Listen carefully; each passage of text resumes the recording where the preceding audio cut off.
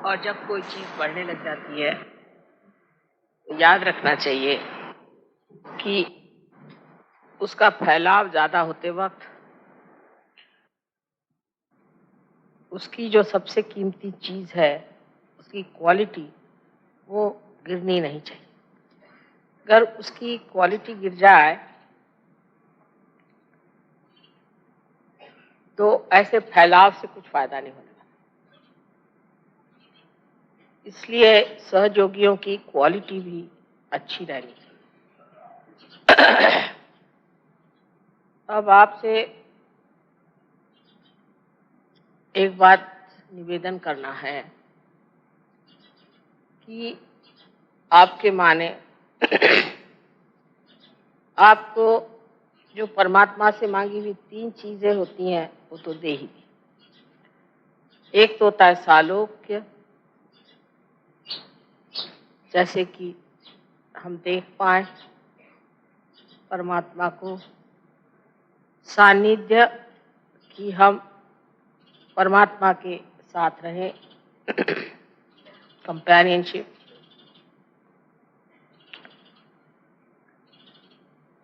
और सामिप्य माने हम परमात्मा के पास रहें। 3 चीज तो आपने प्राप्त की। और ऐसी बहुत सी बातें हो रही हैं जिससे ये भी आप जान सकते हैं कि हम वास्तव में भगवती हैं। अभी एक फोटो आया हुआ है फ्रांस से, इसमें आप देख सकते हैं कि मेरे हृदय के ऊपर इतना बड़ा प्रकाश, समुद्र के किनारे खड़े।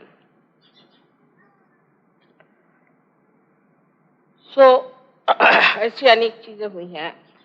आकाश में बादलों पर भी मेरे फोटो आए हैं। तरह तरह से चीजों से आप ये सिद्ध कर सकते हैं।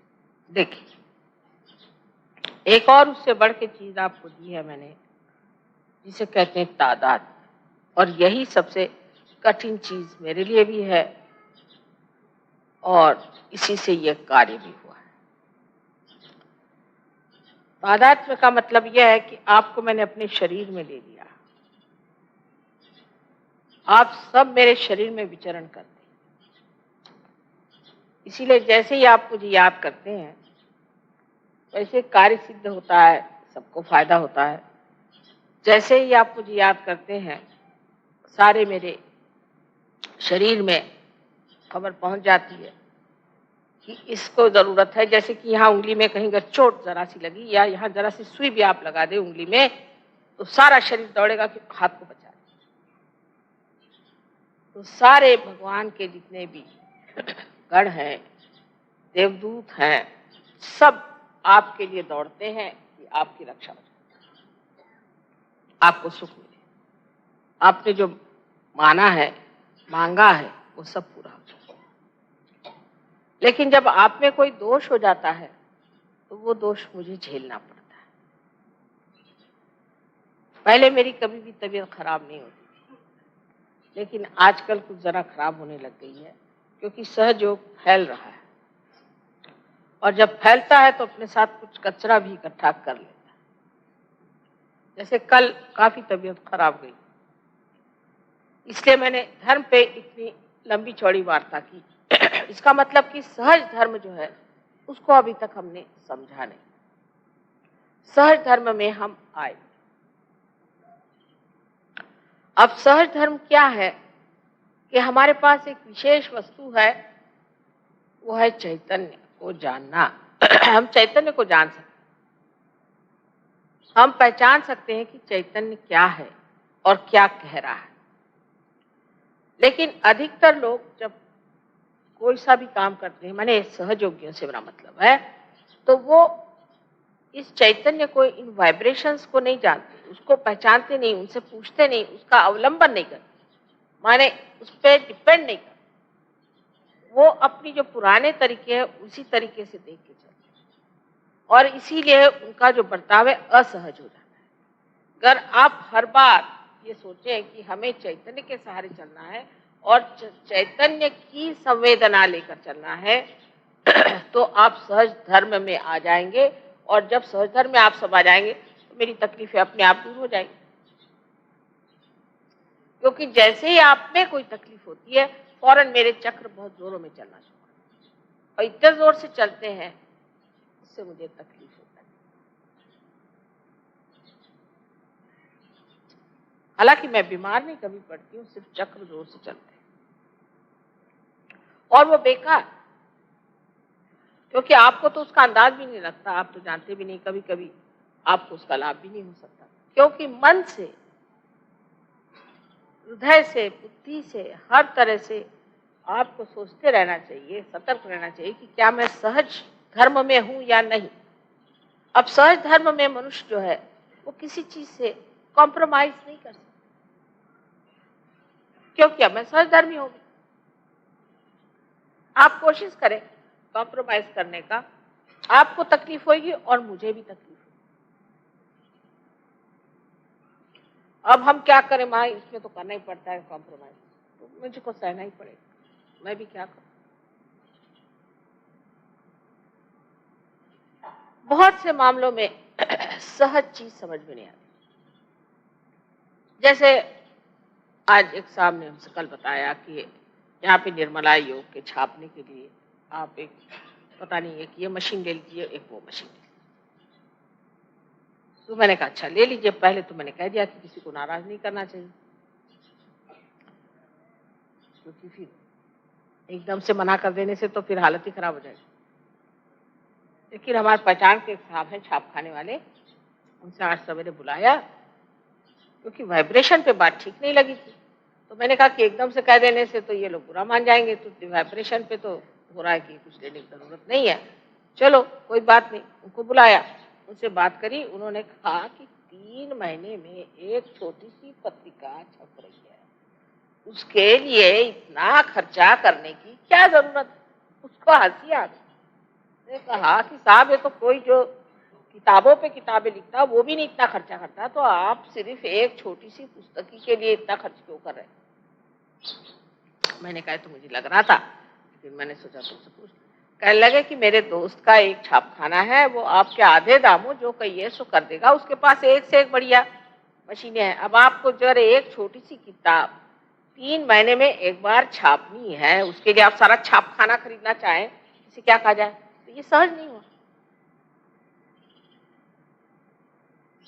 अगर मैं एकदम से कह दूं कि भाई ये नहीं करना चाहिए तो बुरा लग जाए। अच्छा अगर मैं थोड़ी देर बाद कहती हूँ तो फिर लोग ये सोचते हैं कि माँ को किसी ने पॉइजन किया इनके ईयर्स, किसी ने कह दिया, ये बड़ा कॉमन। अरे भाई मेरे पॉइजन करने वाला अभी तक तो पैदा नहीं।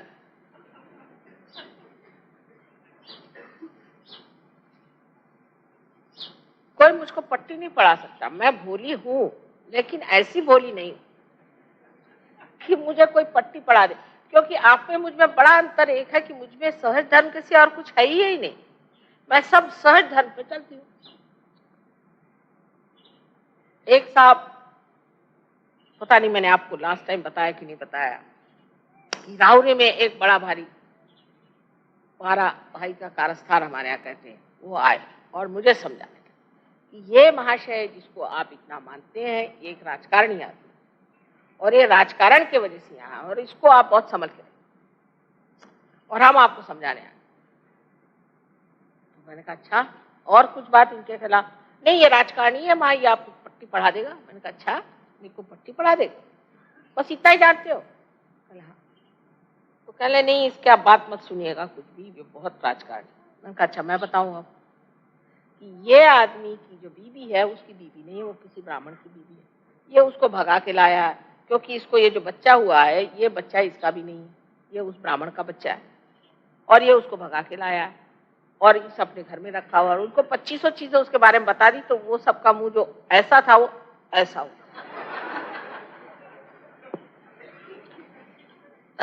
और वो कहने लगे कि माँ आप सब ये बता रहे हैं इनके लिए। मैंने कहा हाँ भाई मैं तो सब ये जानती, अब तुम बोलो, इधर हटा लीजिए बहुत ठंडा है इस पे, कोई यहाँ पे कोई, हाँ शाल खाना। अब यही सब सहज की बात फिर हुई कि अब जब आप वहां तकिया रखिएगा तो उस पर कोई भी चढ़ेगा तो सब चीज खींच जाएगी। अब गर्मी के दिनों में रेशम घर कोई नीचे रख दे तो हो गया ठिकाना। आप लोग तो आराम से बैठे, मुझको रेशम पे बिठा के ठंडा कर रहे हैं।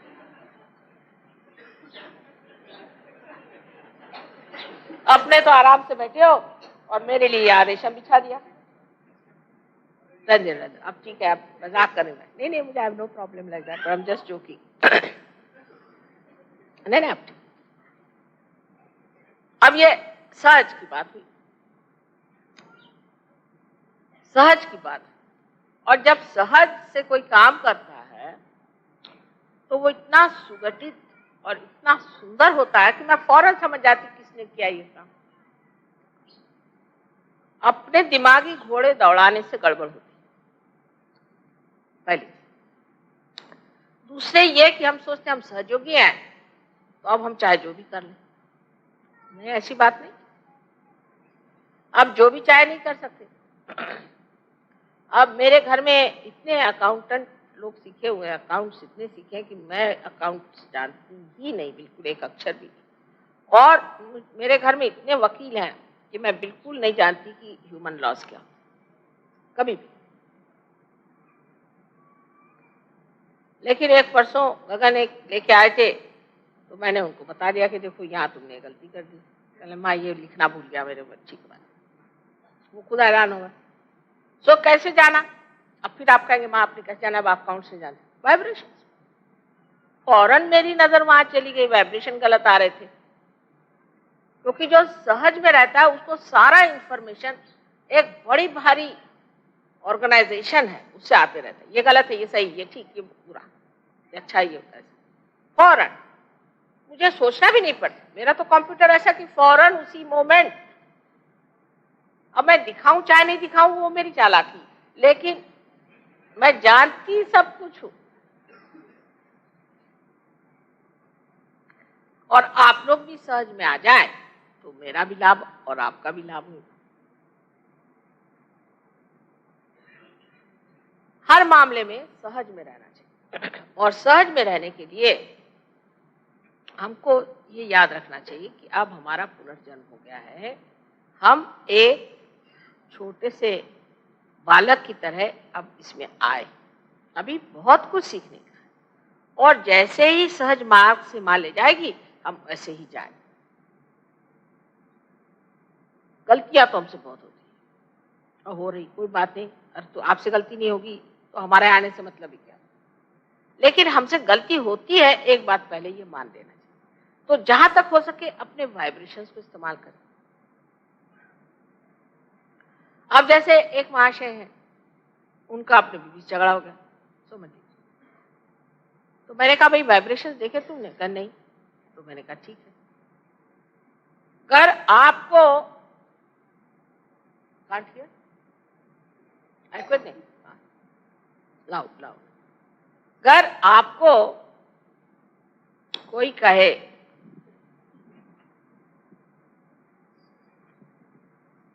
Volume is at the maximum, is it? I shout now.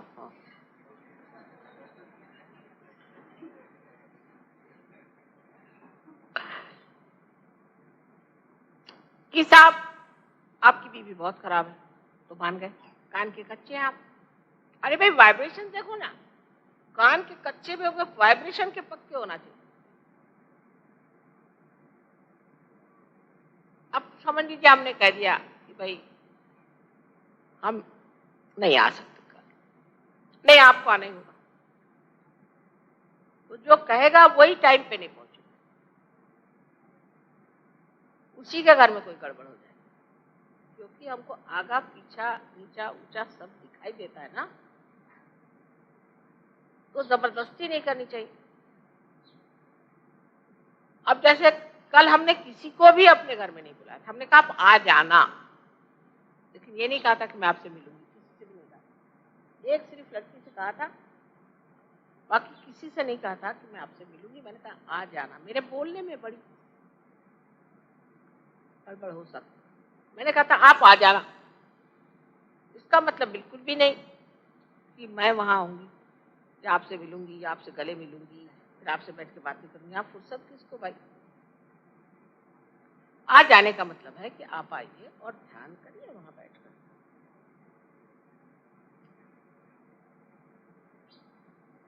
और कोई इससे मतलब नहीं। तो हम आपके इंतजार में बैठे रहे, भाई हम तो वहीं हैं, इंतजार क्यों कर रहे थे? आप बैठते ध्यान करते चले जाते। वॉरेन साहब भी घबरा गए दिल्ली वालों से, वो तो भाग रहे वापस महाराष्ट्र। आप इनकी दुम पकड़ी है, नहीं तो भाग जाएंगे।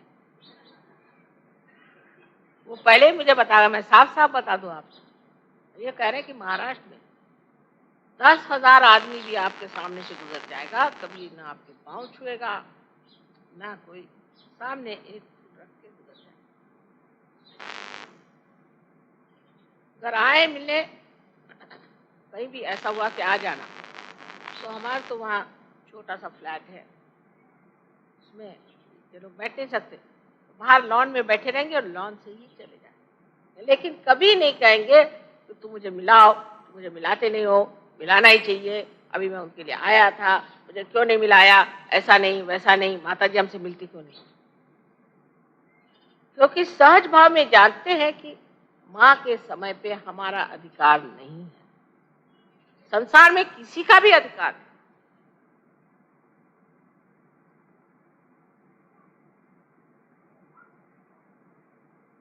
ये बात सही है।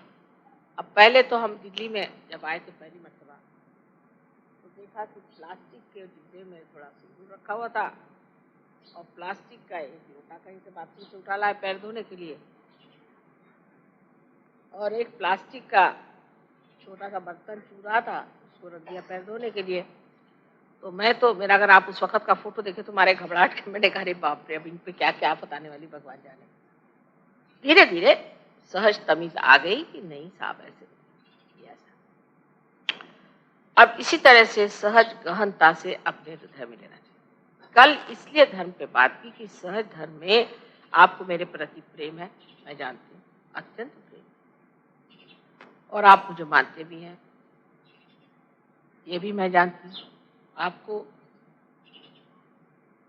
मन करता है कि सब कुछ जो है माँ को दे दें, ये भी मैं जानती हूँ, सब मैं जानती हूँ कि आप मुझसे बहुत प्यार करते।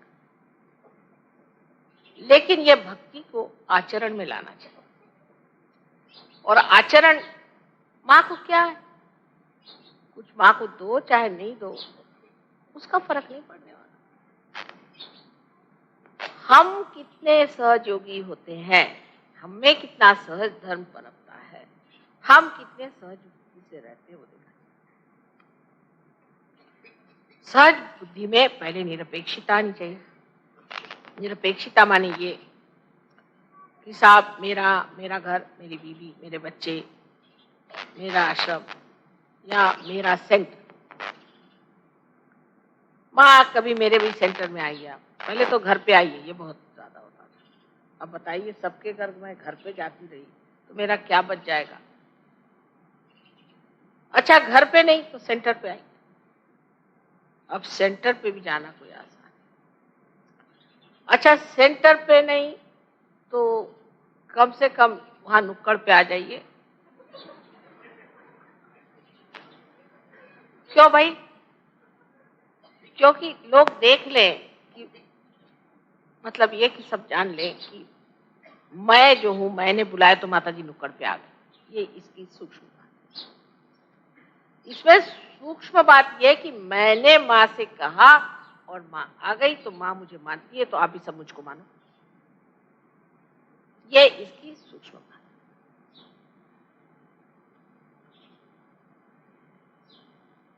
जब ये बात समझ में आ गई कि माँ के लिए मेरा घर ही है, क्या मैं हूँ, सब माँ के ही लिए हूँ, तो फिर माँ आए चाहे नहीं आए। कोई अपने घर में किसी को बुलाता है क्या कि भाई मैं अपने को मेरे घर में बुला रही हूँ? आप ही का घर है तो फिर बुलाते क्यों? और अगर आप ही का मेरा ही सब पैसा तो देते क्यों भाई? नहीं, मैंने मतलब ये सर्वसाधारण भाषा में मैं कहूँ कि ये कड़ा मैं अपने को देती हूँ, तो आप कहेंगे ये कोई बात हुई? क्या मैं अपने को मेरे घर में इनवाइट करती हूँ, क्या हस्बैंड से झगड़ा हो गया क्या? इसी प्रकार सहज भाव में मनुष्य को ये नहीं सोचना चाहिए ये मेरा घर है, ये मेरे बच्चे हैं, ये सब माँ के ही है। तो जहां भी माँ है उनके ही है।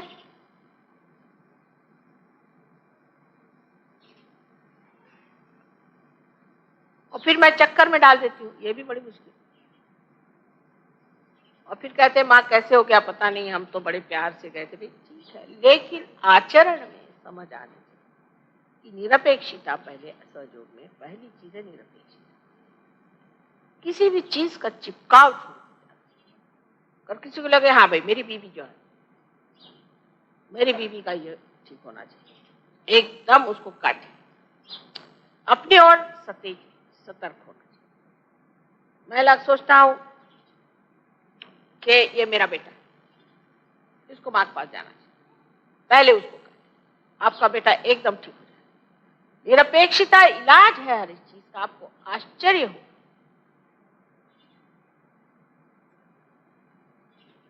कल एक आई थी हमारे पास, कहने लगे कि माँ मुझे पैरालिसिस था, मुझे ये बीमारी थी, मुझे वो बीमारी थी। मुझे तो उनकी शक्ल भी याद नहीं, एक बार सामना हुआ और एकदम फर्स्ट क्लास हो गई।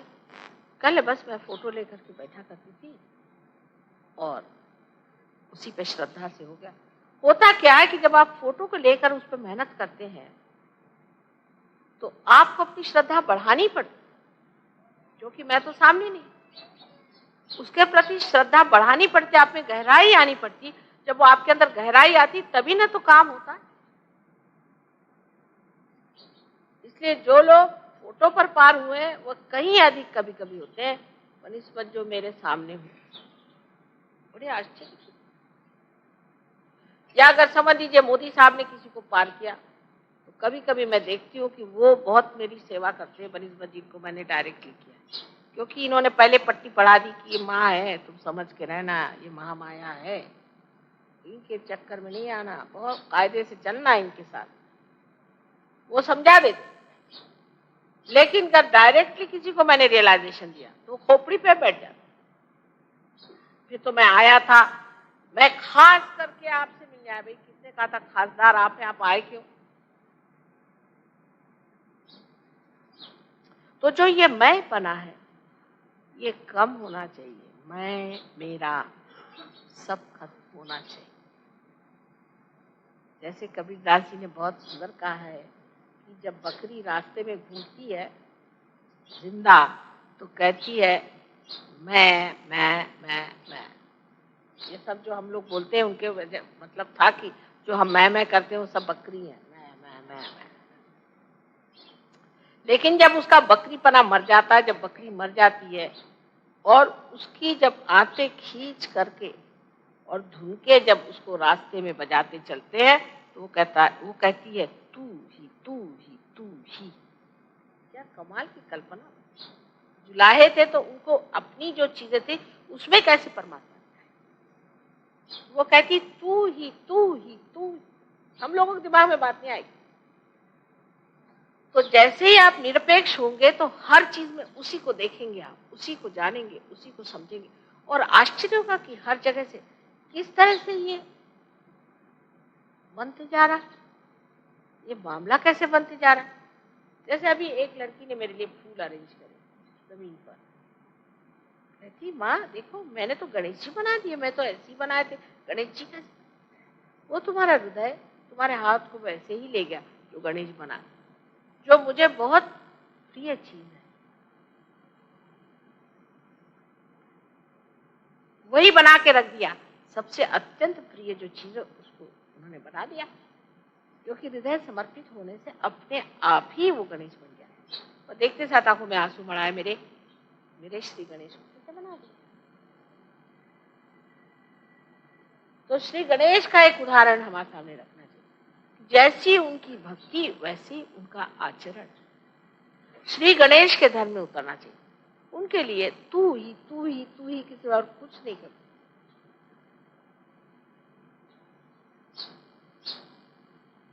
एक पांव पर खड़े रहते हैं,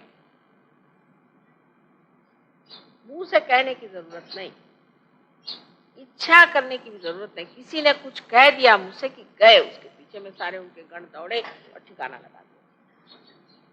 और अगर आप बेकार है तो दूसरे हाथ में परश भी लिए के खड़े, एक ठिकाना कर देंगे, माँ से जाके ऐसी बात क्यों करें।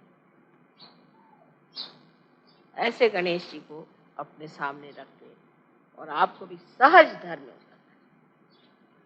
सहज धर्म में उतरते ही आपको इतनी अंदर से शांति आएगी, क्योंकि जो कुछ आपके अंदर आरक्षा का विचार है, इनसिक्योरिटीज है, वो एकदम खत्म हो जाती है। हम तो परमात्मा के गोद में खेल रहे हैं, हमको क्या आरक्षा और क्या तो सुरक्षित, बिल्कुल सुरक्षित से भी बढ़।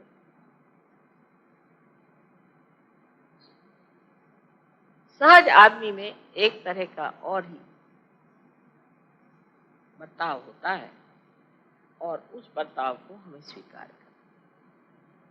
जिद छूट जाती है, जिद्दें छूट जाती है, जबान बदल जाती है, स्वभाव बदल जाते हैं। हीरे को तराशना पड़ता है, सहयोगी अपने आप ही हीरे जैसा उसका हीरा आत्मा सामने आता है, उसके पहलू दिखते जाते हैं। और मैं देखते ही देखते मुस्कुराती रहती हूँ, खुश होती हूँ, वाह भाई वाह, क्या हीरा चमक रहा है।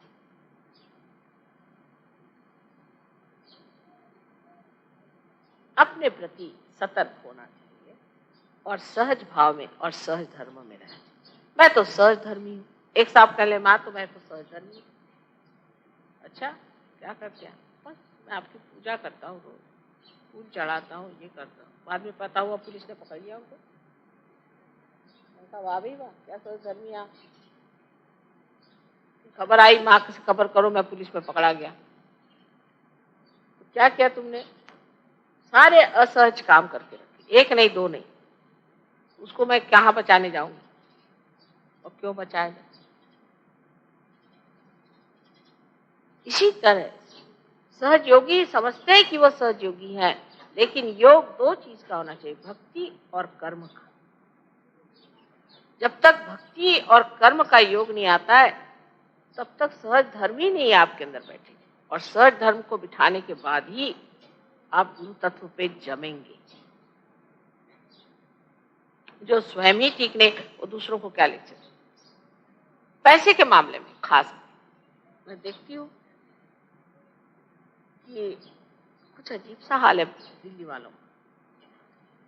पैसे को चिपकना ही नहीं चाहिए, तो पैसा आपके चरणों में छुए।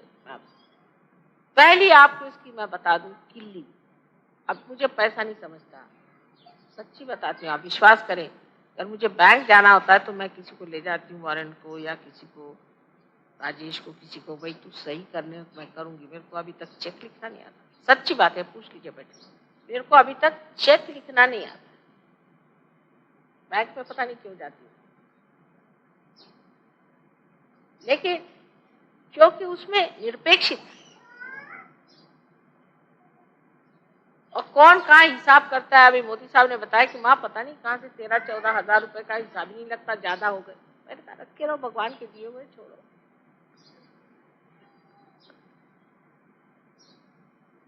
अब जब भगवान ने तो 14,000 एक्स्ट्रा और दे दिए तो रखे रहो, अभी लग जाएंगे कहीं ना कहीं। क्या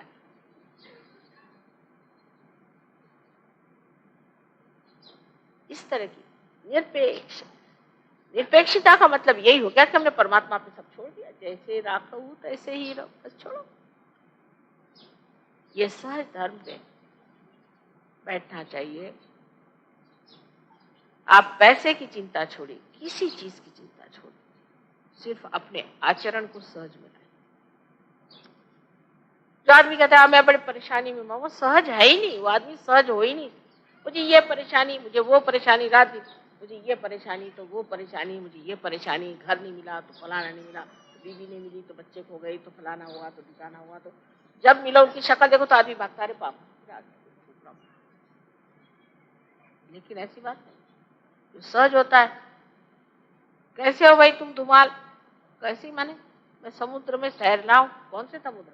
आनंद से समुद्र में तैर रहा हूँ, आप क्या पूछ सकते मुझे? ये बात हुई ना कायदे की। और नहीं तो कोई आदमी हर समय अपनी परेशानी लेके बैठेगा, अंत में वो ऐसी बड़ी परेशानी में फंसेगा कि फिर उसको कोई भी नहीं। खासकर हिंदुस्तानियों का रिवाज ये है, अगर किसी ने कहा कैसी तबीयत है, साहब ठीक हूँ, क्या हाल है?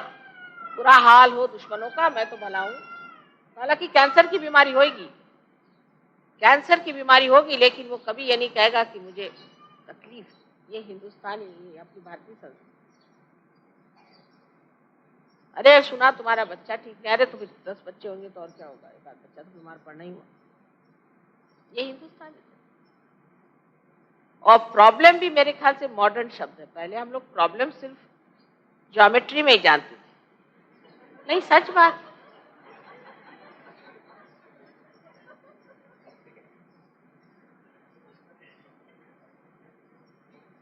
अब तो मुझे ये प्रॉब्लम है, मुझे वो प्रॉब्लम, कॉमन बात। पहले वाकई आपको, हम तो बुढ़े आदमी है, हमारे हमारे जमाने में कोई तो ऐसे प्रॉब्लम शब्द यूज ही नहीं करता। ये प्रॉब्लम है। प्रॉब्लम शब्द सिर्फ ज्योमेट्री में ही हम इस्तेमाल करते थे, और जब मराठी में हमने सीखी ज्योमेट्री, जब सब सिद्ध हो जाए तो फिर इति सिद्धम, सिद्ध हो गई, दैट प्रॉब्लम इज सॉल्व। ये तो फेल कर देते थे लोग। अब जिसको देखो उसी को प्रॉब्लम। सहज योगी को कभी भी प्रॉब्लम हो ही, क्योंकि प्रॉब्लम देना वाला ही को प्रॉब्लम सॉल्व करना है। तो आपको कैसे प्रॉब्लम? ये शब्द सहयोग से निकल जाना चाहिए।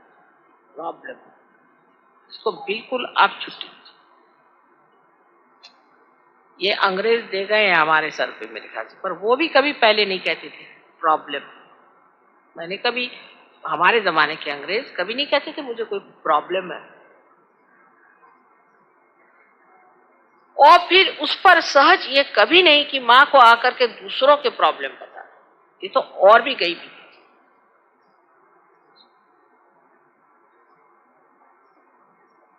अगर आपको विश्वास है सब ठीक होने वाला।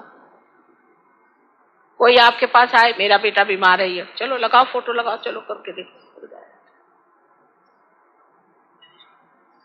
लेकिन जैसे ही पार होता है आदमी ये सोचता है, आश्चर्य की बात है कि मेरे कितने रिश्तेदार बीमार हैं, सबका पता लगाओ, सबको तार करो, लिस्ट बनती है रोज, सबको तार करो, उनका पैसा आने जाने का खर्चा दो, सब कुछ करो। जब माँ आ रही है तो कम से कम उनके रिसेप्शन के लिए 15 कोढ़ी, 20 लंगड़े, 24 अंधे, ऐसे सब खड़े होने चाहिए। नहीं तो माँ का कोई सादर ही नहीं हुआ लूले लंगड़ों के सिवाय।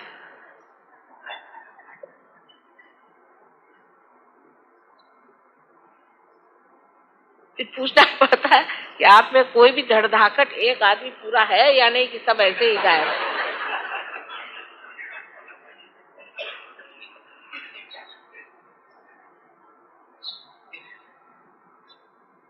सो सहज में मनुष्य सोचता है कि माँ के लिए जीना है तो एक सुंदर सा फूल हो, अच्छा फूल हो। कितने फूल दूं मैं मेरी माँ को। उसकी जगह खड़े कर दिए 25 लोग लाइन से। ये कोई सत्कार तो नहीं हुआ था।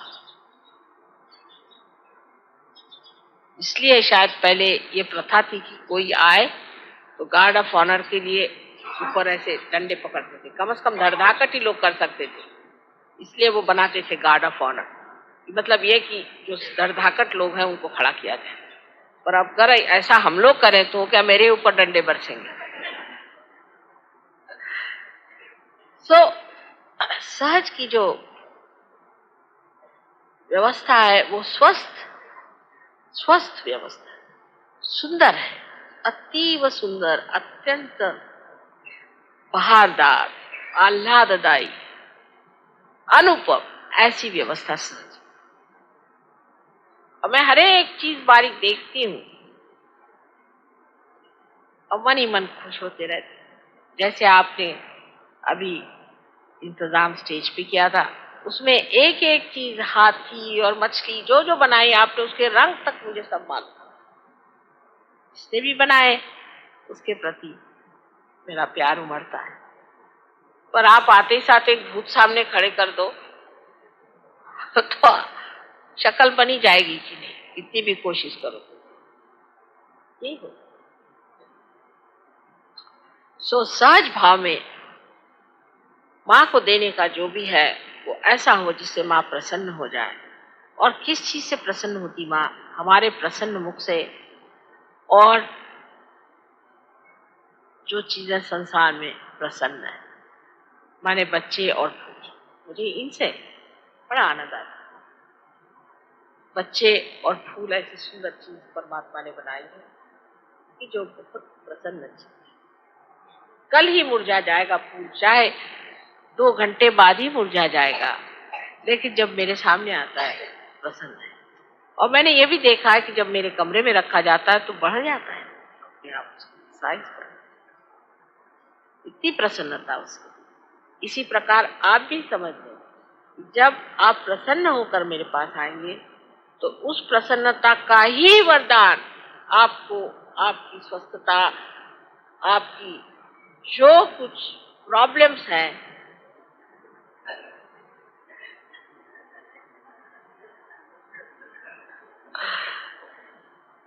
उसका सुलझाना उसी से बनेगा जिस प्रसन्नता से आप मेरे सामने आए। रोने से कभी नहीं काम बनने वाला। बर्दाश्त करके कि मैं प्रसन्न हूं, अगर आप सामने खड़े हो तो वाकई जैसे आप मेरे सामने ऐसे आए हैं वैसे ही हो जाए।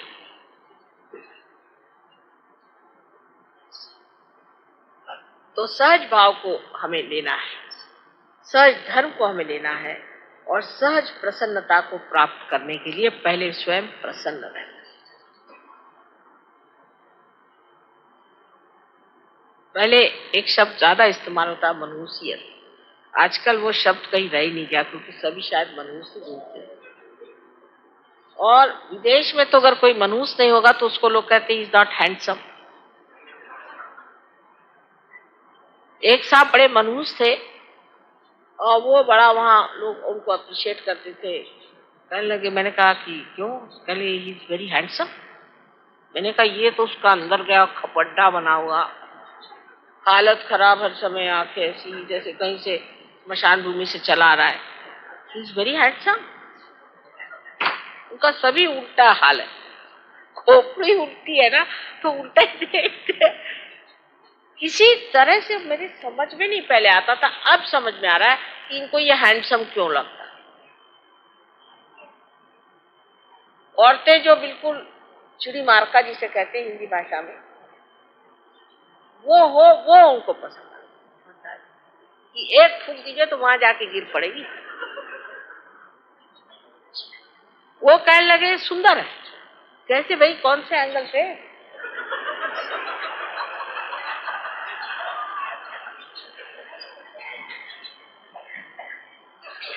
एक वहां साहब है,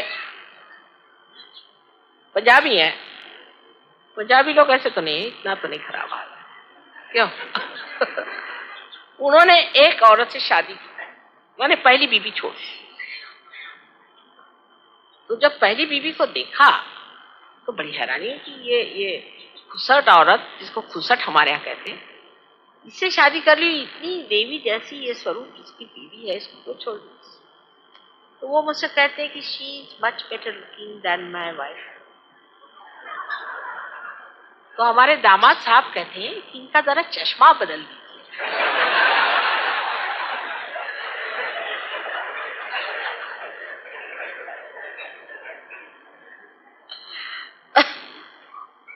तो लोगों की धारणा जो है एकदम उल्टी बनती जा रही है। और अगर हम अंग्रेजों को फॉलो करें तो पता नहीं किसको हम लोग खूबसूरत समझेंगे। कभी कभी तो जिसको देख करके आपको घिन चढ़े उसी को लोग खूबसूरत कहने लगते हैं। कुछ समझ में नहीं आता है कि जो वो ऐचे ताने होते हैं एप्ट्यूस एंगल वाले,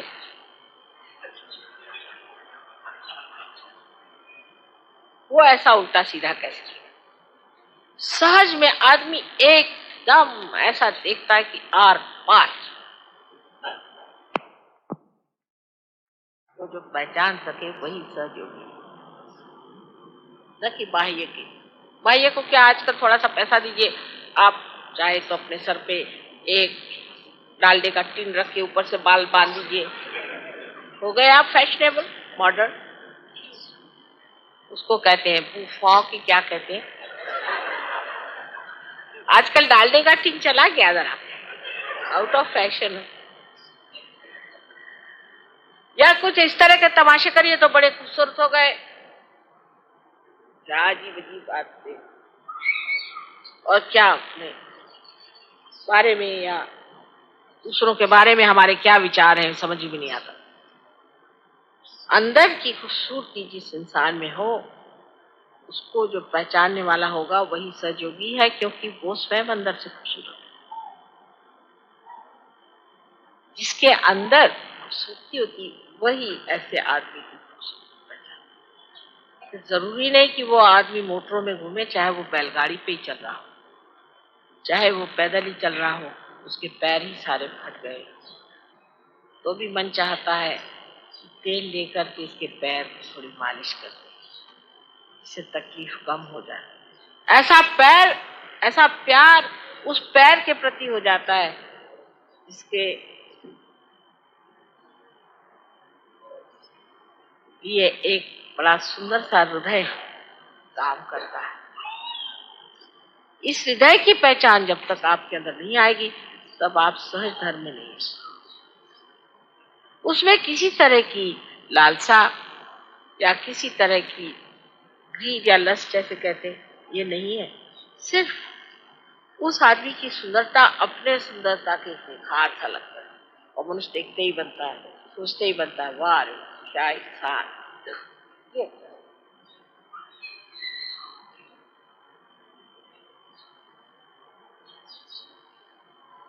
सहज धर्म पे अनेक बातें इंसान कह सकता है। ये बाह्यता नहीं, ये अंतर योग से पाया हुआ धर्म है। इसको अनेक तरह से हम जान सकते हैं। जैसे सहज धर्म में कोई किसी की बुराई करना, किसी धर्म की बुराई करना पाप माना। किसी भी रियलाइज सोल को क्रिटिसाइज करना ये महापाप माना जाता है। इतना ही नहीं, किसी भी देश के किसी भी महान संत या अवतरणों को भी किसी तरह से एक दूसरों से कम ज्यादा समझना भी पाप माना। सब एक ही समान है। इस तरह हमारी एक आंख और दूसरी आंख या ये हाथ और आंख, इसमें हम कोई भी फर्क नहीं समझते, इसी प्रकार सारे धर्मों का पूर्णतया हम मान सकते। मस्जिद के सामने जा करके और वहां पे 15 जैसे गाने गाने की कोई जरूरत नहीं। ऐसे कौन बड़े सुरीले गाने आप गाते हैं, अच्छे भले आदमी नींद से भाग जाए। और मस्जिद वालों को भी उठ करके कहीं पे जाके मस्जिद बना दी तो वो रामचंद्र जी की भूमि है, उसको थोड़ी पा सकता, वो तो कल ही उद्ध्वस्त हो जाएगी। हाँ हाँ, मस्जिद बनाई तो भी वो रामचंद्र की तो मस्जिद है, रामचंद्र की कौन से, उन्हीं को तो याद करते हो। जब अकबर की बात करते हो तो और किसको याद कर रहे हो? मोहम्मद साहब ने साफ साफ नहीं कह दिया तो क्या हुआ? हम तो बता रहे हैं कि अकबर तो वही थे जो श्री राम थे। वहां मस्जिद बनाओ, चाहे मंदिर बनाओ, चाहे चर्च बनाओ, कुछ भी बनाओ, इबादत तो एक ही उसी राम ही की तो हो रही है। राम कहो या रहीम कहो, फिर झगड़ा किस बात का है? ठीक है मस्जिद है, ठीक है आते हम तुम्हारे मस्जिद और वहां आके हम नमाज पढ़ेंगे, लेकिन मुल्लाओं से नहीं, हम अपनी तरफ से। झगड़ा किस बात करा जाएगा? मंदिर मस्जिद का झगड़ा नहीं है, यह मुल्ला और प्रीस्ट का झगड़ा है, क्योंकि पेट की बात है साहब। मस्जिद वाले पैसे कमाएंगे कि मंदिर वाले कमाएंगे, बस यही बात है। सहज धर्म में क्योंकि पैसे का इतना भी महत्व नहीं है, ये झगड़ा ही मिट जाए, झगड़ा ही। सहज धर्म में सबसे बड़ी बात यह है, इसको हमें जानना चाहिए कि हम आत्मा के धर्मी, हम आत्मज हैं, आत्मा में स्थित, आत्मा का वर्ण किया है, वही एक जानने का, पाने का और महत्व करने का एकमात्र साधन, एकमात्र वस्तु, और बाकी सब कुछ व्यर्थ। इसलिए सहज धर्म में लड़ाई झगड़ा होने का कोई सवाल नहीं, क्योंकि आत्मा सबके अंदर एक है। और जब आप सब में मैं प्रेम की बातें देखती हूँ, दोस्ती चारा देखती हूँ, बड़ा आनंद आता है। अब आजकल डॉक्टर वॉरेन की और डॉक्टर तलवार साहब की दोस्ती है, बनी रहे, क्योंकि दोनों काफी रोरिंग लोग हैं। धीरे धीरे घट रहा है रोरिंग, लेकिन तबीयत खुश हो जाती देख के कि ऐसी दोस्ती हो। How many friends you have, Venugopal? All are? No, one you tell me. No, I don't believe. First start with one friend, then with two, then with three. All means it is lost. Let us see, there is one friend of mine.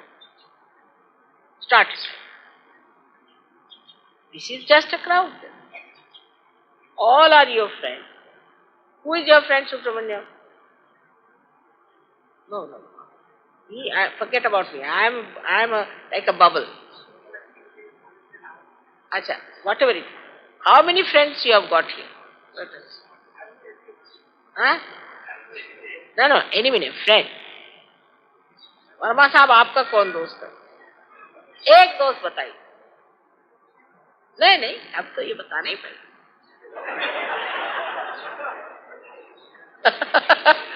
सभी से ये तो कोई मतलब। I don't think so there.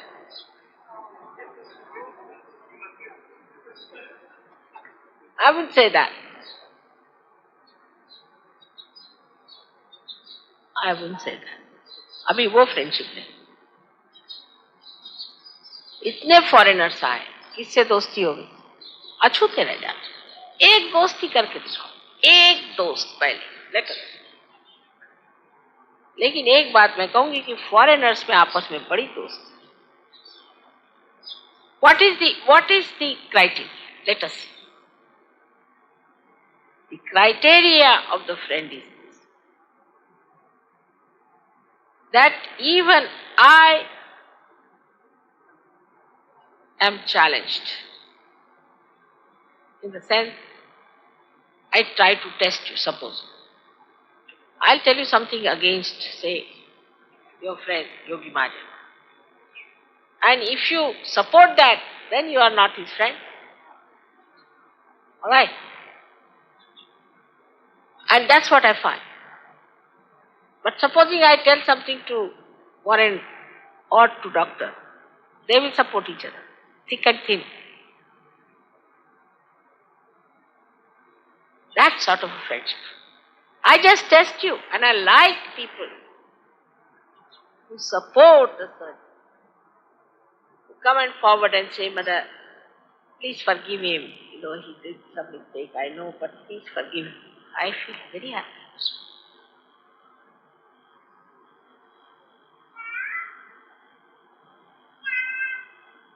That's how we correct each other, for in true friendship.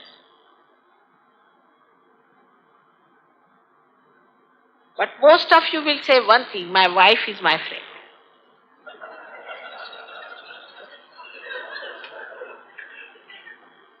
Or my husband is my friend. But there also I would like to say I am not very sure.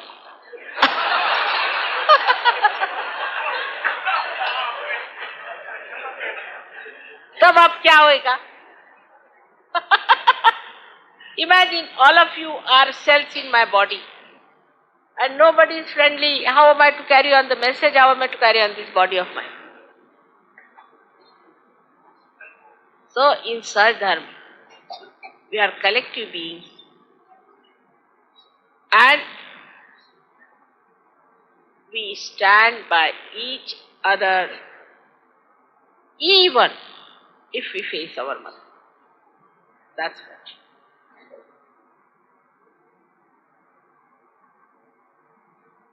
You have to support each other, help each other. Please forgive mother, he might have done mistake. Please help him, mother. That I love the most. Doctor चुग, आपकी कौन बीवी है?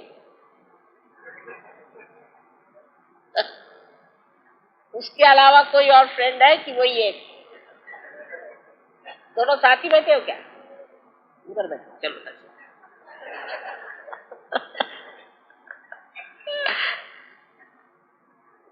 तो अब एक एक दोस्त कम से कम जोड़ अपने यहाँ।